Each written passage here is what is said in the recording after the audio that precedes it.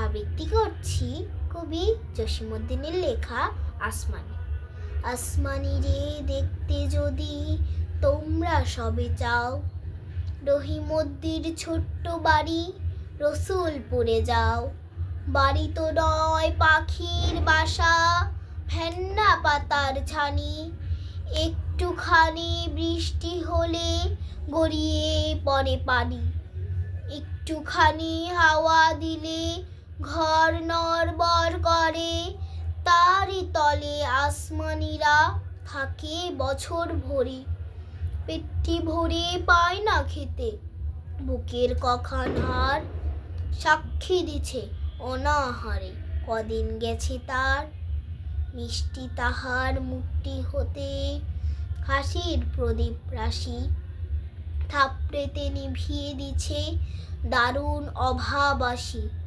পরনে তার শতেকে তালি শতেকে ছেঁড়া বাস, সোনালি তার গা বরণে করেছে উপহাস। ভ্রমর কালো চোখ দুটিতে নাই কৌতুক হাসি, সেখান দিয়ে গড়িয়ে পড়ে অশ্রু রাশি রাশি।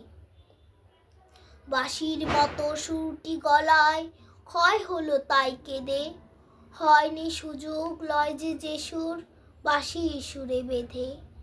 আসমানিদের বাড়ির ধারে পদ্ম পুকুর ভরে, ব্যাঙের ছানা শ্যাওলা পানা কিলবিল বিল করে।